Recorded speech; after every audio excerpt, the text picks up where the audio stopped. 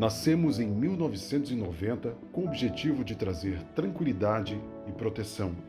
Buscamos ser referência no mercado e estar sempre conectados com os melhores produtos e serviços, visando inovar dia após dia.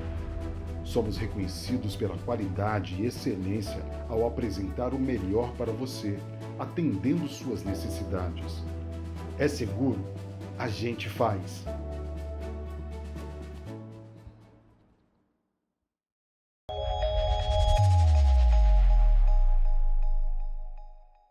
Né? Então, nós temos que ver muito bem, ó, tem mais parte mais importante aqui também, a questão da alteração da convenção, né, do direito do condômino, multas previstas na convenção, olha, obras de segurança de fachada, quóruns especiais, nós temos vários quóruns especiais, né? Condômino antissocial, o quórum, 3/4, né?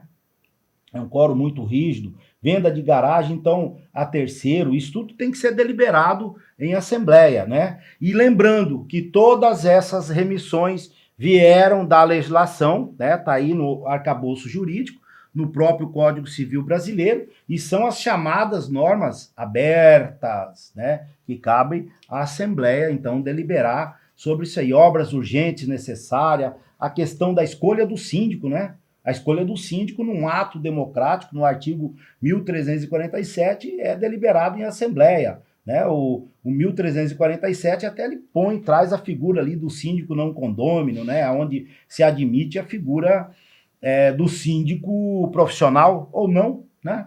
Pode ser, é interessante até, muitas vezes as pessoas perguntam, olha, o inquilino ele pode ser síndico? Muitas vezes há uma vedação que ele não pode ser, porque ele não é condômino, ou ele não pode concorrer, ou tem alguma vedação, alguma coisa assim, mas se ele for um condômino profissional, né, um condômino profissional, um síndico profissional, melhor dizendo, é óbvio que ele pode, aquele condomínio estiver contratando um síndico profissional, ele pode se deixar o seu nome à disposição ali.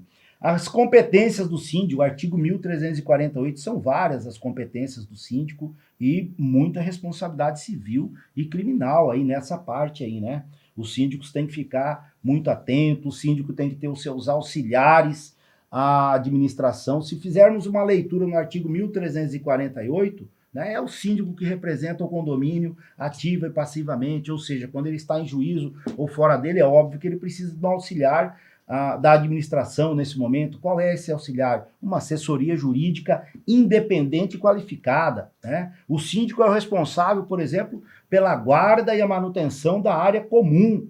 Ora, quando a lei fala de guarda e de manutenção, ele vai precisar de quem? Do engenheiro para ajudar a fazer o plano de manutenção daquela edificação. O síndico é obrigado a fazer a apresentação das contas na Assembleia ordinária, ele vai precisar de um bom contador para apresentar as contas. O síndico pode transferir a outrem, né, no caso aí alguma administradora, um administrador, alguns atos administrativos, e tudo isso tem que ser levado em assembleia. Então veja bem, veja só, a responsabilidade civil que carrega esse gestor, muitas vezes muito maior que um diretor de uma empresa, que um sócio de uma empresa com sociedade limitada, né? E ele precisa desses auxiliares, né? Auxiliares como uma assessoria jurídica independente, né? Uma boa administradora, uma boa assessoria técnica de engenharia também para fazer as manutenções. Outra parte importante também é do artigo 1349, onde há a previsão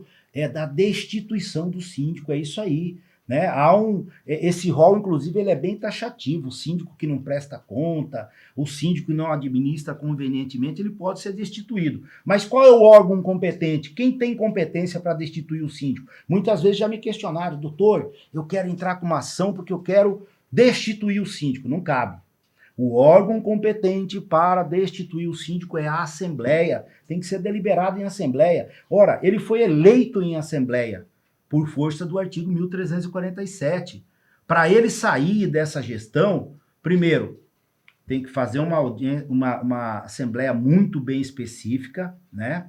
E você tem que dar, inclusive, o direito de defesa para ele, senão ele pode se anular essa assembleia. Inclusive, uma das coisas que gera muita nulidade no âmbito dos condomínios são assembleias, viu, gente? Tem que prestar bem atenção quando você for fazer uma assembleia, para que você não incorra em erro e amanhã depois essas assembleias sejam anuladas. Então, veja bem, temos as assembleias de destituição, a assembleia ordinária, as assembleias extraordinárias, os quóros especiais, são vários os quóros especiais. E aí, daqui a pouco mais, nós vamos falar a questão da assembleia em caráter permanente. Sim, foi alterado agora, né? Antigamente, inclusive, tinha um julgado de 2012 do ministro Ueda, do STJ, que proibia, falava que não pode assembleia em caráter permanente, mas posteriormente, né, o Tribunal de Justiça de 2007, né, isso nós vamos ver uma jurisprudência daqui a pouco mais aí,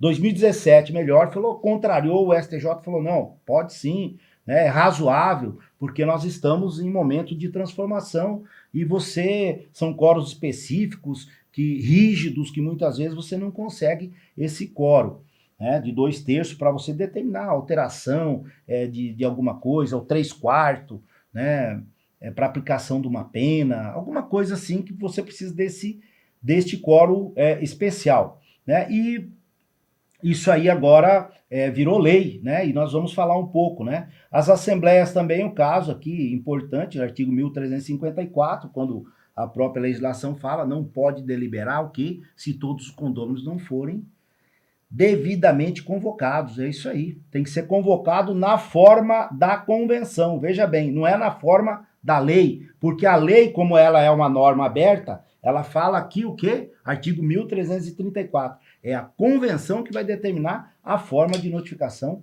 dos condôminos, né? E aí o 1354A veio então para o deleite de todos aí a Assembleia Virtual. Essa Assembleia Virtual tão aclamada, tão solicitada por todos que vivem no condomínio, né? Então veja bem, a Assembleia é importante a gente falar também que se o síndico não chamar a Assembleia, que tem competência, como faz? 1/4 dos condôminos pode chamar a Assembleia, né? Você tem que fazer quórum, anotação, e há um questionamento muito importante sobre isso aí. Mas e aí? O condômino, para ele estar em assembleia, para ele votar, né, tá no dispositivo legal, ele tem que ser o quê? Adimplente. Mas e aí? O condômino inadimplente, ele pode fazer quórum de 1/4? A jurisprudência diz que sim. Eu também entendo que para chamar uma assembleia, ele pode, normalmente. A vedação é para ele estar em assembleia e votar, mas para fazer o quórum, né, ele pode. Aí nós temos a questão da reconstrução também, artigo 1357, que tem que ter aí 50% dos votos da fração. É importante a gente falar, hein? Voto por fração e voto por unidade. Isso é outra coisa que cabe uma aula para a gente explicar muito bem, que tem muita gente que faz confusão com relação a isso aí. E o 1358, que já lá na lei de multipropriedade, quando fala da assembleia eletrônica nas multipropriedades. Então, pessoal, assembleia, o que são assembleias? Assembleia, para ela ser válida, né, para que ela tenha validade, a lei exige que ela seja o quê? Solene. O que quer dizer isso, solene? Tem que ter alguma solenidade? Óbvio, tem que ter a solenidade da norma, tem que ter a solenidade da lei. A lei fala como tem que ser. E aí, a lei autoriza também os próprios condôminos impor alguma solenidade também na convenção, lá no artigo 1334. Por exemplo, professor, qual a solenidade? Sim, uma solenidade será notificado todos os condôminos por e-mail.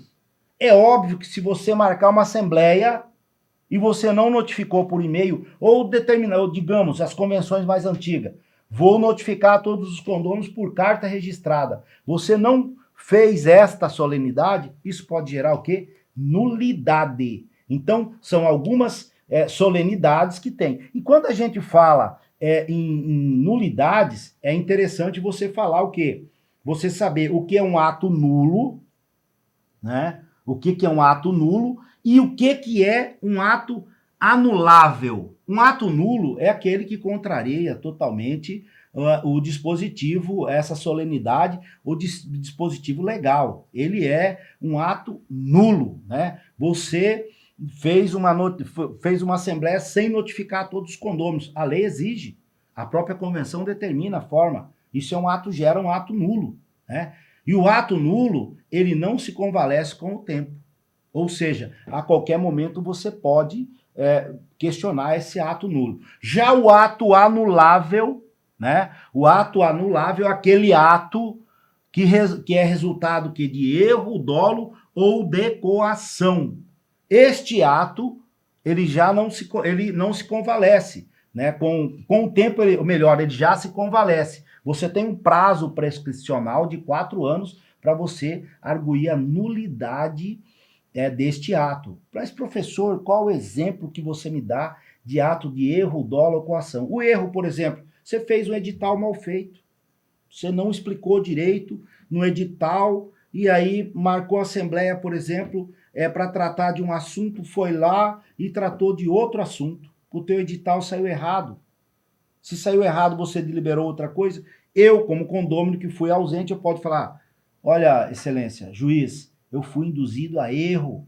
Eu não sabia que iriam aprovar uma cota, e é cota, viu, pessoal? Não é taxa. Taxa é unidade, né? É uma unidade de direito tributário, taxa de esgoto, taxa tributária, né? Nós temos o costume de falar errado. Uma cota, então, extra, eu achei que era uma cota extra, melhor dizendo, para reforma de determinada coisa com valor menor. Aí me aprovaram uma taxa extra lá com uma reforma do prédio que vai interferir, vai ter um impacto financeiro. Foi induzido a erro. Então você pode induzir também, pode alegar que houve erro, né? O dolo, por exemplo, essas assembleias virtuais, né? Assembleias virtuais nós vamos falar daqui a pouco. Você tem que saber muito bem qual é o aplicativo que você está usando.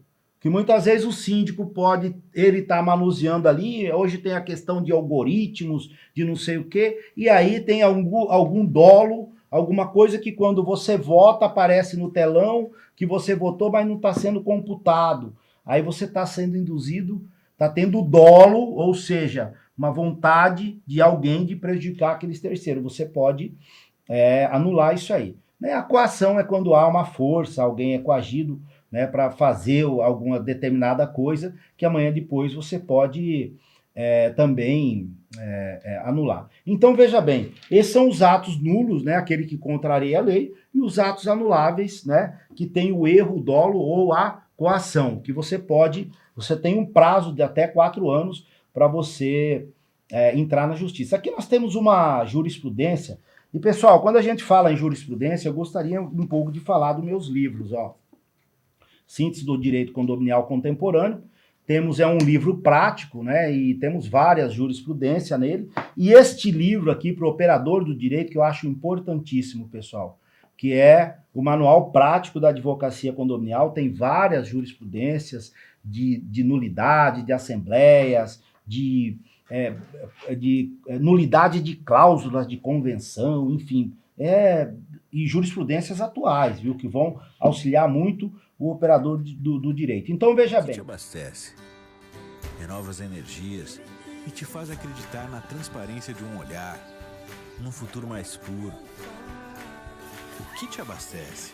O inovador, o inteligente, uma nova forma de ver o mundo e matar a sede de fazer diferente? Conheça Purificata. Mais pureza, respeito e economia. Você nunca bebeu água assim. A vida pede Purificata.